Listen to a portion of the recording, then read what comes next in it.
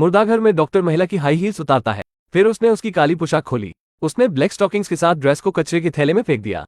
जैसे ही वो महिला के नाइटगाउन को खोलने वाला था, महिला ने अचानक अपनी आंखें खोली और पूछा, मैं कहाँ हूँ? लेकिन डरने के बजाय उस आदमी ने शांति से उससे कहा, तुम शमशान घर में हो, तुम मर गई हो। एना भयभीत हो गई। उसे विश्वास नहीं होता कि इलियट सच कह रहा है। इलियट ने एना की आंखों के सामने उसका डेथ सर्टिफिकेट रख दिया ताकि वो सच्चाई स्वीकार कर सके। एना को तब याद आता है कि वो किस दौर से गुजर रही थी। इससे पहले कि वो मरी, उसका अपने बॉयफ्रेंड से झगड़ा हुआ था, इसलिए वो उदास हो गई और बारिश में गाड़ी चला रही थी। वो एक कार एक्सीडेंट में मर गई। जब वो फिर से उठी तो उसे बताया गया कि वो मर चुकी है। इलियट फिर एक स्पंज बॉल लेता है और एना के शरीर पर काम करना जारी रखता है।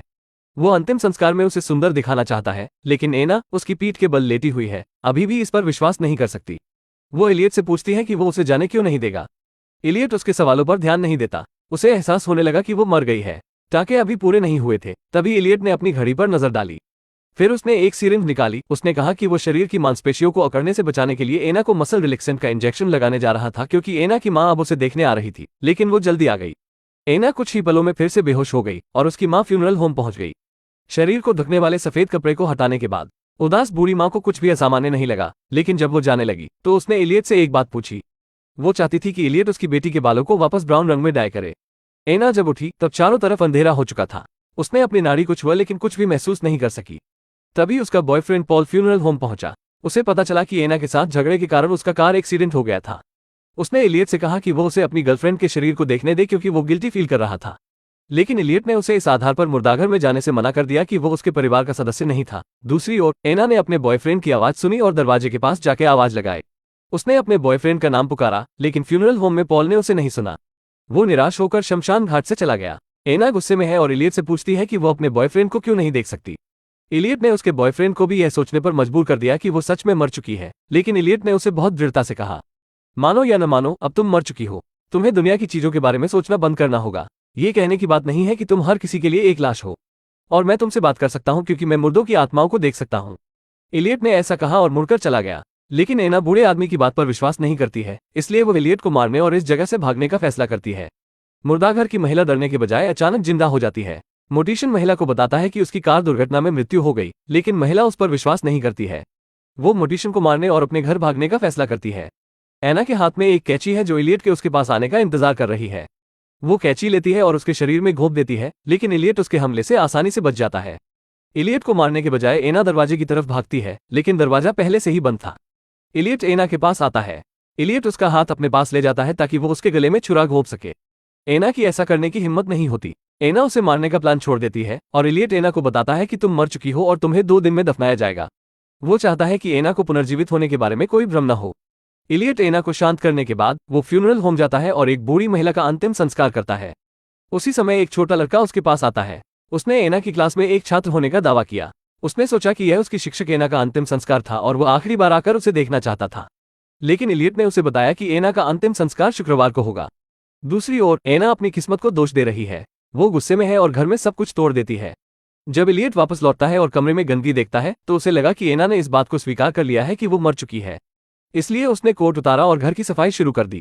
तभी एना धीरे धीरे इलियट के कपड़ों के पास गई और चाबी चुराने की कोशिश की।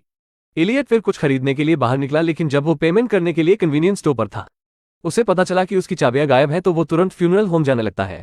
दूसरी तरफ एना पहले ही मुर्दाघर से बाहर आ चुकी थी। जैसे ही उसने दरवाजा खोला, इलियट की हेडलाइट्स उसको दिखी। एना मुड़ी और दूसरी मंजिल की ओर भागी। वो इलियट के ऑफिस गई और लैंडलाइन पर अपने बॉयफ्रेंड पॉल का नंबर डायल किया, लेकिन इस कमरे में सेल फोन का सिस्टम खराब था। पॉल ने मदद के लिए एक धीमी आवाज सुनी और सोचा कि उसे भ्रम हो रहा है, क्योंकि वो अपनी गर्लफ्रेंड को याद कर रहा था। इसलिए उसने फोन रख दिया। इलियट एना की मदद के लिए कॉल को फेल होते हुए देख रहा था। वो बेफिक्र होकर आया और स्पष्ट कर दिया कि तुम अब मर चुकी हो। इस समय सिर्फ मैं ही तुम्हारी आवाज सुन सकता हूँ। एना अभी भी आधे अधूरे मन से मान गई है, इसलिए इलियट ने शीशे को ढकने वाले कपड़े को हटा दिया। एना आईने के पास गई। जब उसने अपने शरीर को आईने में देखा तो उसने महसूस किया कि उसके शरीर की स्थिति एक मुर्दे की लाश से अलग नहीं है।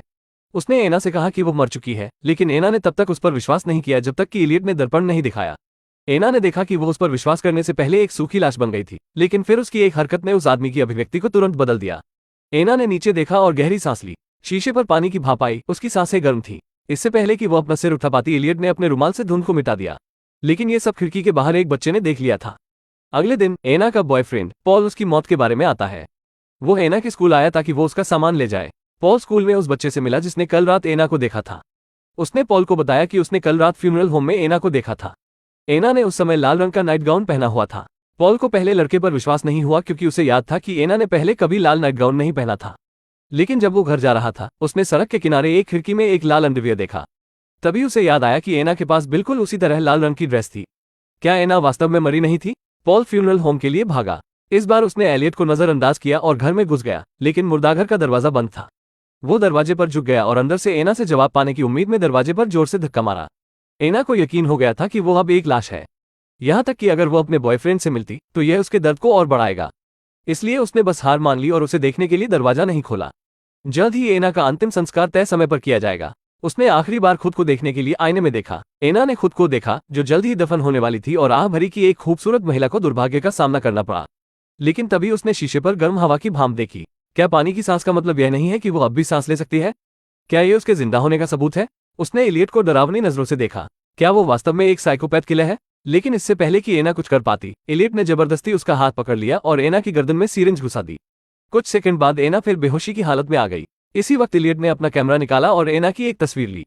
अंतिम संस्कार के समय एना की पलकें कांप रही थी, लेकिन हर कोई अपने दुख में इतना डूबा हुआ था कि उन्हें उसके शरीर के बारे में कुछ भी अजीब नहीं लगा। पॉल, उसका बॉयफ्रेंड, सबसे आखिर में आया था। उसे सम्मान देने के लिए उसने एना के हाथ में हीरे की अंगूठी पहना दी। एलियट, जो पास खड़ा था, इस समय बहुत घबराया हुआ महसूस कर रहा था। उसे चिंता थी कि पॉल एना के शरीर के रहस्य का पता लगा लेगा।